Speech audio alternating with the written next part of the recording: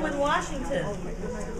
Welcome to Washington. Welcome to our nation's capital. Welcome to the cherry blooms. And most important, welcome to our first ever national summit that is bringing together WOW partners across the generations to both celebrate with each other, learn from each other, and from some of the great experts, resources we have on the national level as well.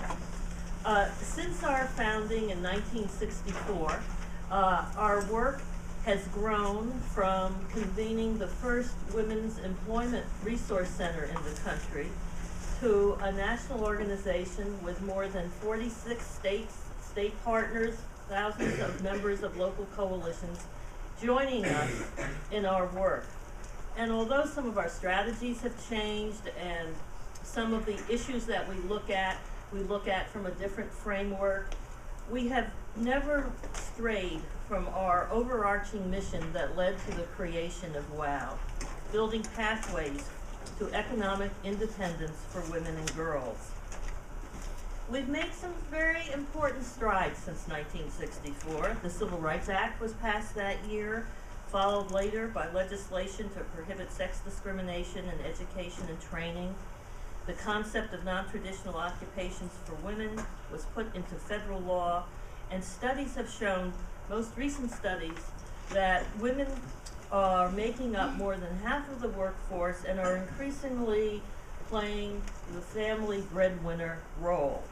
But yet, as we look at 2010 going forward to now 2011 and to the future, we still see that a majority of women's jobs are concentrated in less than 5% of the 500 occupations tracked by the Bureau of Labor Statistics, and that the majority of these women workers only earn about twice as much as the federal poverty level.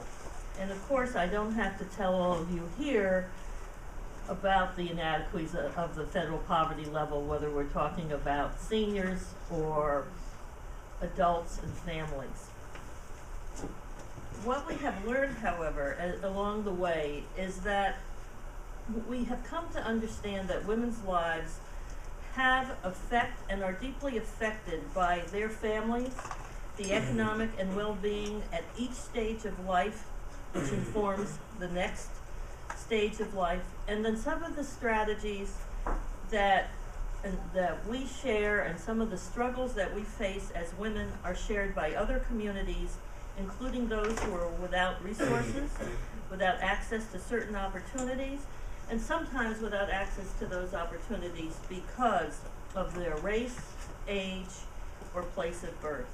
So during this summit, we are going to explore some of these connections, learn from the impressive work that is being done by each of you in your own communities, and discuss the political, economic, and social environment with leaders on our national scene, hear from some of the policymakers in the country, and we hope you will have some fun. We have developed a pretty packed agenda, but it is true the cherry blossoms are only a step or two away. So to kick off our summit, I'm absolutely delighted to introduce two of our favorite leaders. Carol Hill Lowe, the chair of the WOW Board of Directors, and Tina Chen, the assistant to the President Obama and to the and then serves as the chief of staff to the First Lady. And first, we're going to hear a little bit from Tina, who's also offered to entertain questions if we have some time. Well, if you look at Tina's bio, you will see that she's a woman. You can actually see that right now. A lawyer, a mother, an advocate for women and children, and today a leader in the Obama administration, the chief of staff to the First Lady and the executive director of the White House Council on Women and Girls. But the measure of a woman is based on more than on a resume. It is based on how she interacts with the world around her, and that makes Tina a superstar. I've had the opportunity to get to know Tina during her tenure at the White House, first in her position as director of the Office of Public Engagement, and now in her role in the Office of the First Lady. Tina has not only made the White House accessible to organizations like WOW, but has invited us to have substantive discussions with key White House personnel, whether they be connected to the Domestic Policy Council, the Safety Net Task Force, or the Council on Women and Girls. Tina's reach is without limits. Her keen understanding of the complexities and subtleties of issues and positions are profound, and her way in the world is both gentle and strong. In a moment, you will be entranced by her energy, her passion, and her infectious smile. You see that I didn't see it? As a country, we are indeed fortunate to have Michelle Obama serve as our First Lady, but without a doubt, the First Lady is equally fortunate to have Tina serve as her Chief of Staff. And with that,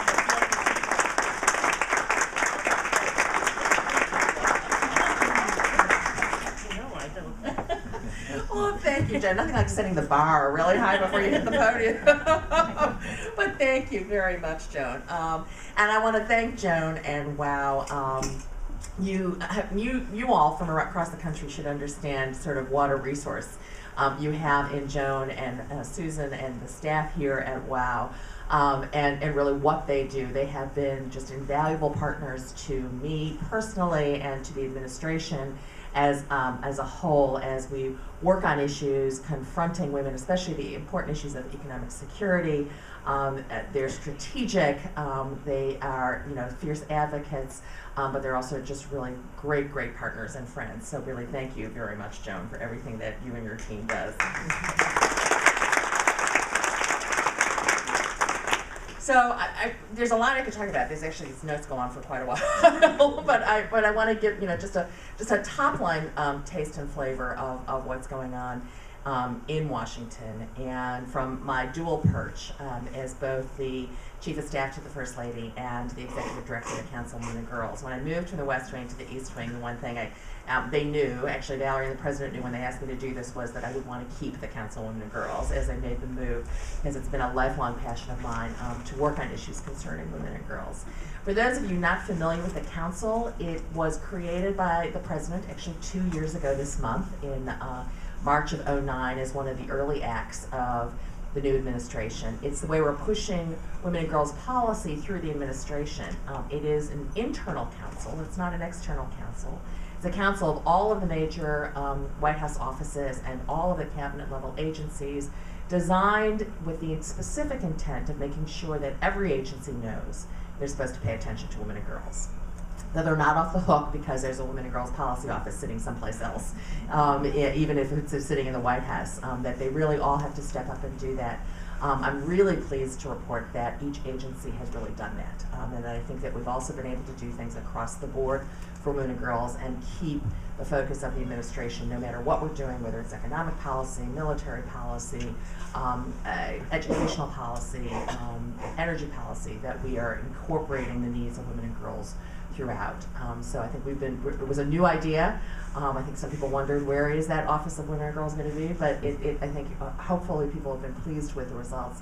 I'm very pleased and excited by what we have been able to do. So it's things ranging from women going on submarines for the first time, to the Department of Transportation having special arrangements with 10 schools across the country to develop young minority women to be highway engineers, to everything that we are doing within appointments and judicial appointments, and kind of including at the highest court in the land that we've been focused on, has been, I think, a real achievement here for women and girls. Specifically, I know you have an ambitious agenda for the next 3 days ahead of you. I'm not quite sure whether I am the GPS system or the navigator or the road map, or just the guy who's going to give you the wrong directions along your travels over the next 3 days. So I'm not quite sure what role I'm supposed to play up here. But it is, you come at obviously an incredibly auspicious moment in time, a very key moment when it comes to things like budget and economic security issues. So you probably really could not have picked a more important week to be here in Washington, especially on these issues that we care about. And we are closing out Women's History Month, so it's especially an auspicious time. We began the month here from the White House with events around International Women's Day, where the First Lady hosted and attended both the event at the State Department that then hosted an event focusing especially on girls at the White House. And then we'll end it this evening. Today, actually, as we speak, the First Lady, together with remarkable women that we've assembled from across the country, including people like Gina Davis and Alfre Woodard and Dominique Dawes and Michelle Kwan, are fanning out across DC as we speak to serve as mentors to girls in local DC schools. And then we will have many of those girls and those remarkable women with us at the White House this evening for dinner as part of an ongoing mentoring effort that we will then extend across the country with the generous support of Lifetime Television, who's going to partner with us on it. So it's a very exciting day. It's been an exciting month for us. But we also began the month, importantly from a Councilwoman Girls perspective, and more specifically to the issues you care about, with the issuance of this report. We issued, and hopefully some of you have heard about it, we issued this report right around March 1st called Women in America, Indicators of Social and Economic Well-Being. It was the first time, probably in several decades, that a report of this nature had been put out by the federal government, and that was actually pulling together the data sources that exist across the federal government to report on a longitudinal way the state of women in America across various indicators, including economic, health, education, violence. And what we learned from that, and many of you, I know I'm preaching to the choir here, but economically, we learned that over this period of time, women actually have pulled even ahead when it comes to education, meaning the numbers of women who are going and graduating from college and from advanced degrees. However, that's not translating into the economic well-being that we need. So as you heard the president discuss in his radio address from about 2 weeks ago, where he focused on the findings of the report, notwithstanding those educational achievements, women still only make, as we know, on the average 75 cents on the dollar to what a man makes. An equal pay day is still several weeks off, meaning the day in which women will have now, be starting to earn on par with men, having gone for the first quarter plus of the year below wages. And so equal pay remains a focus for the administration. We have stood up a equal pay task force that focuses on enforcement of our existing laws. The very first piece of legislation, and the president speaks about this a lot because he's very proud of it, the very first piece of legislation he signed as president of the United States was the Lilly Ledbetter Fair Pay Act. And in his radio address 2 weeks ago, he once again, as he has many times during the administration, called upon Congress to enact the elements of the paycheck fairness. When that new act is introduced, we were bitterly disappointed, and he had all of the coalition for paycheck fairness into the White House the day that that act fell just two votes short, notwithstanding getting 58 votes. 2 votes short. I know you come from outside Washington, you kind of think 58 is a majority. And it ought to pass. They got 50, they passed the House, and they got 58 votes in a 100-person Senate. Maybe it should have passed. Not so much in the ways Washington works, that we fell 2 votes short of the 60-vote cloture vote. And that's all we fell short of, really getting real equal pay enforcement protections in place for women to address this persistent wage gap. But we remain vigilant, and it's a top priority, remains a top priority for the administration to keep working on this. We've also issued a report last year, what we did last March in 2010 to mark Women's History Month, was to hold a session at the White House with both the President and the First Lady to focus on workplace flexibility, because at the same time that we know that that paycheck is becoming increasingly important for women and their families, and we also know that women are now over 50% of the workforce, that 2/3 of America's children live in families that have either one parent or both parents working, and workplace flexibility needs to be an important part of how we restructure work in America so that women and men can really meet the demands of home and reach their full potential at work. And so we have followed that forum with sessions across the country hosted by our Department of Labor, and we hope that all of you will continue to work on that conversation. We've issued also a report through the Councilwoman Girls last fall in October on women-owned small businesses, because we know that women entrepreneurs are really the engines of economic growth, and in many ways the ways women can get to economic self-sufficiency. And in that report showed that in the 10 years between 1997 and 2007, that women-owned businesses grew 44%, 2 times as fast as businesses owned by men. However, there's an even worse earnings gap when it comes to women-owned small businesses than there is in the wage gap. And that is women-owned businesses, even though women own now almost a third of privately held businesses are owned by women, that women only represent 11% of the earnings. That indeed, in fact, women-owned businesses really only earn 25% of the earnings that male-owned businesses earn. That we think is there are multiple issues of things like access to capital, about women having the training that they need to expand their businesses. Those are things that our Small Business Administration is working on. And importantly, I'm really also very proud to say that after 10 years of trying to implement the Women-Owned Small Business Procurement Statute that was passed 10 years ago, that had never had a implementing rule issued on it, we finally issued that rule. It went final and live in February of this year. In March this month, the database is now up and running for women-owned businesses to register as a women-owned business, and to therefore what that does is make federal procurement contracting available to those women-owned businesses. In the previous administration, they tried to restrict the rule to just 4 sectors of the economy, saying women were only disadvantaged in 4 areas of business. We found 81. So our rule identifies 81 different businesses to really create a level playing field for women in those disadvantaged areas to obtain contracting. And we're also focusing on low-income women, because I know that is a particular focus for all of you.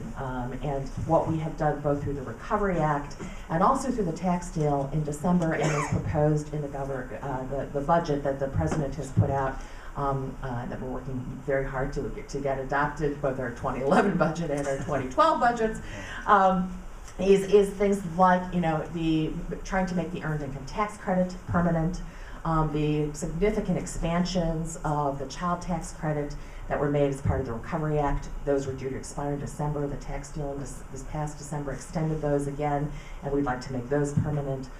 Those are really efforts to put real dollars into the pockets of low-income women and working women, and to really help them, on the road towards economic self-sufficiency. We've done things like make a $2 billion investment in community colleges, because we know that women, and working women and families really need community colleges, and Dr. Biden's been a real advocate of that. We make huge expansions in Pell Grants, in STEM education, and again, focusing on women and girls, and making sure that women and girls have the skills as we move into a more technical, technology, math, science-oriented economy of the future, that women and girls really have those skills to participate in it, because we do know also statistically that although when you look at 4th graders, girls and boys are about equally interested in science in the 4th grade. The girls sort of fall off by half by 8th grade, and they fall off by half again by the time they're graduating from high school. And even though, as I said earlier, we've reached some parity on across the board, college graduation, when you look at the STEM fields, it's way off. And those are the jobs of the future, and so we're trying to focus on those. By way of conclusion, let me say all of those things that I've outlined are some of the things that are under attack. Those are the very areas in which, if you look at the Republican budgets and the kinds of cuts they're trying to impose, really cut those programs out. Now, I'm from the White House, and Joan will understand this. I can't tell you to lobby Congress. That's not one of my roles, and that's something Linda knows that too. But you're here in Washington, and you're here at an auspicious moment in time. And I will urge you to look carefully at the differences between our budget and what we've been proposing, and the future that we are trying to build and invest in, especially for women and girls, and especially for vulnerable populations, and compare that to the budgets that are getting proposed by the House Republicans. And you will see, I think, really not just stark differences, but really a vision of the future that is represented by the Republican cuts, that is not the future that the President wants for our country. Certainly not the future that I think those of you who are advocates across the country for these populations wants and has. We have tried to propose a budget that makes the investments where we need to, so that we can invest in our people and giving them the tools that they need to succeed in the future, because that's really how the country as a whole will be stronger, will be able to compete internationally in the way that we need to. These are investments, let's be real, that other countries are making, even in a time of economic recession. China is making them. We just came from Brazil on a Latin America trip. Brazil is making those investments. All of these are the countries that are making investments in energy and in education, and in their women and girls. We went to some amazing places with the First Lady in Brazil and El Salvador and Chile in support of women and girls. And those investments are getting made across the country. If we don't make them, we will get left behind in the 21st century. So I thank you, in closing, for the work that you are doing, because I know this is a group of advocates and a group of people who are on the ground across the country working on these issues, representing these women and girls. I thank you very much for the work that you're doing. We stand here to support you, to help hopefully give you information and work with you. I encourage you to do that through Joan. Be in touch with us if there's things that we can do to help you out. And again, thank you very much. Thank you.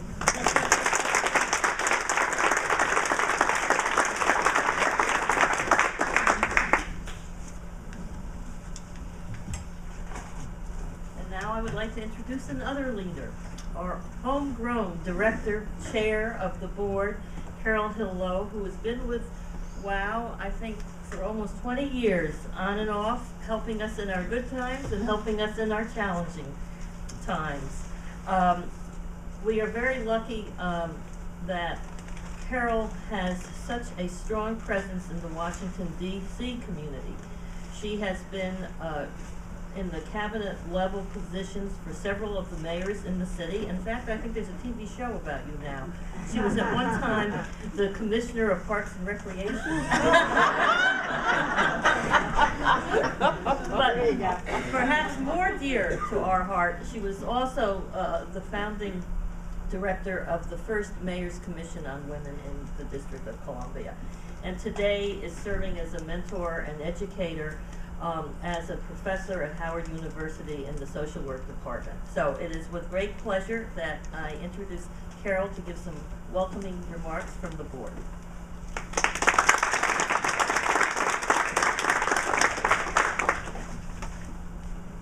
Thank you so much, Joan. Good afternoon. Thank you, Tina, for all of your hard work. It's always wonderful that you see a connection between local and national in Washington, D.C. alive right in front of you. So we really feel included in the process, and hopefully can continue to support you and support the Commission for Girls and Women and all of the activities that benefit all of us. Well, good afternoon again to all of you. On behalf of the Board of Directors of Wider Opportunities for Women, I welcome you to my hometown, Washington, D.C., and to the summit. We have some board members with us this afternoon, and if I could just ask them to stand, I won't go through them, but I think it's important that you see the board is actively involved, not only from the policy standpoint, but from programming. They are a group of extraordinary volunteers that really have been supporters of WOW for a long time.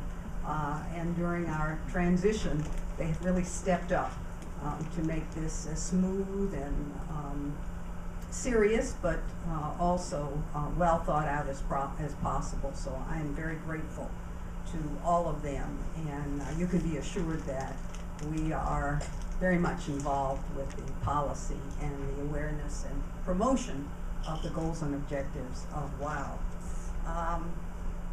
It's also very clear to me that as we get together as the first time, how wonderful it is to see all of you come to DC, because we often hear about your programs, but we don't see the faces, and we sometimes don't see the workers and the effort and the passion that I'm sure all of you have behind this kind of work.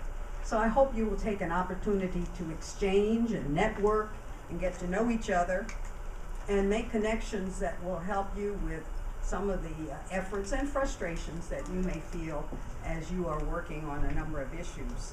I hope that you learn and share from your experiences, whether they're best practices, lessons, or strategies, because we feel that helps us all That's a part of our own growth and development. Also commit to strengthening the initiatives and coalitions during this really challenging time. Coalition building is not easy work, as I'm sure you all know. And the kind of nurturing and involvement is a day-to-day challenge. So if you have any tidbits that you can share with each other about overcoming hurdles or obstacles or just sustaining the enthusiasm of coalitions, we hope that you will also share that. The other thing I'm hopeful for is that we discover and utilize new language and ways that affect and women's work self-sufficiency.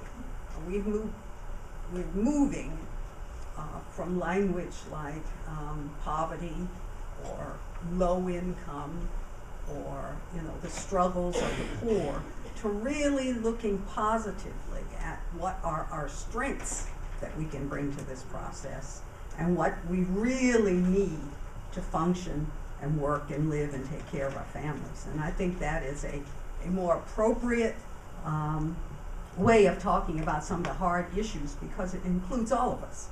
It doesn't pick on one population.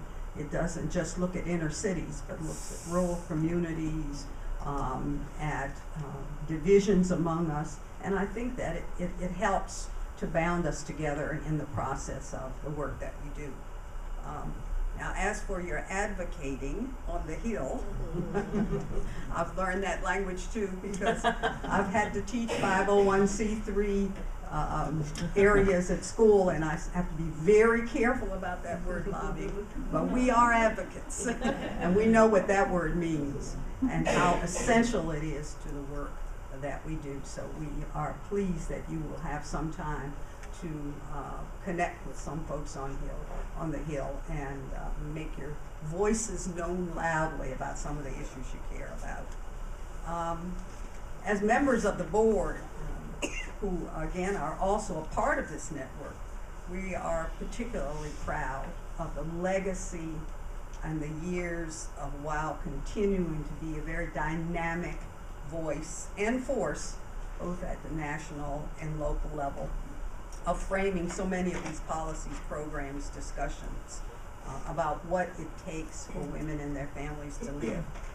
When I look in the packet and I see this map of all the states and the stars that include yourself and the leadership, I am very impressed with the hard work that you continue to do. It's an impressive just glimpse of the depth of WOW. And I commend all of you for that. I want to close by just thanking Joan and the staff, the presenters, the speakers, the consultants, our friends, and you as participants for taking the time out to do this very important work and to put on this conference.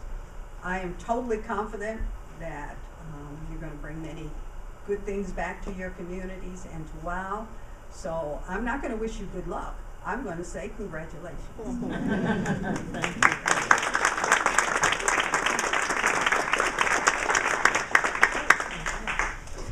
Well, as a special treat, not to gild the lily too much, but Tina has agreed to answer a few questions. So let me turn this over to you. If you have some specific questions following that very I think in-depth and broad presentation.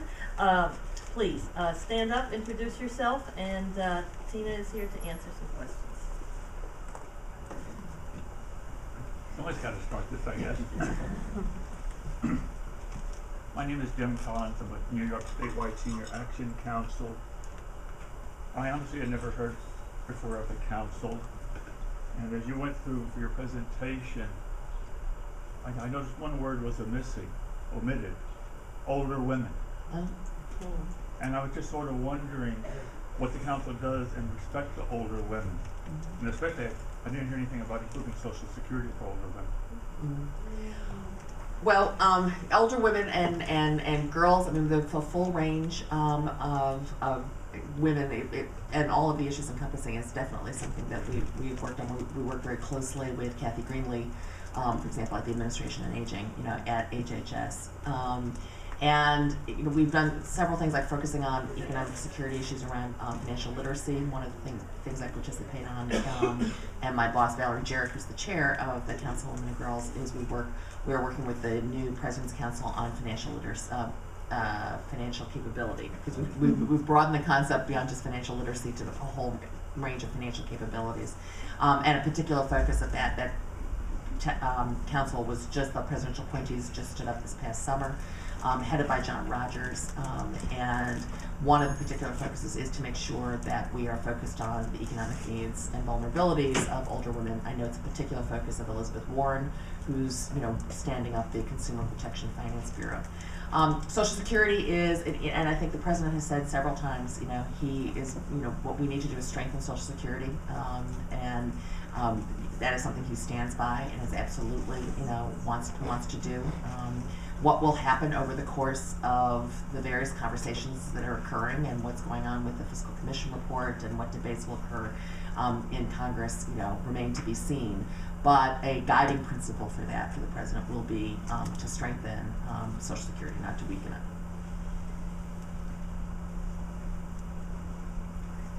Hi, I'm Katie Buitrago. I'm with Woodstock Institute. We're an organization based in Chicago. I know Woodstock Institute well for many years. Yeah. So we study a lot of issues with fair lending, access to banking services, and things like that.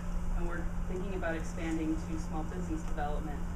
And I was interested in knowing if you knew of research looking at women's access to credit for small business loans, or if you thought there's a disparity there, if it's an area you think that needs further study.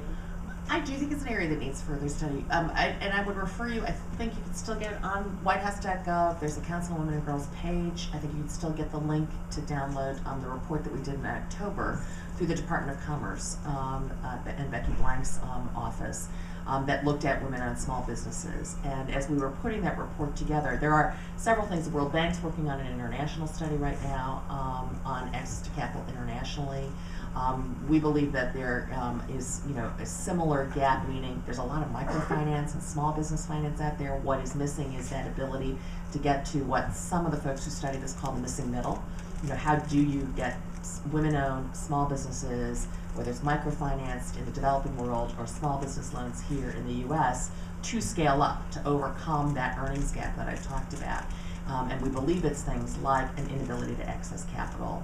That's why, for example, women-owned and minority-owned businesses are 3 to 5 times more likely to be getting a small business SBA guaranteed loan than a conventional loan. And we believe that because there is inherent biases within the sort of conventional banking world.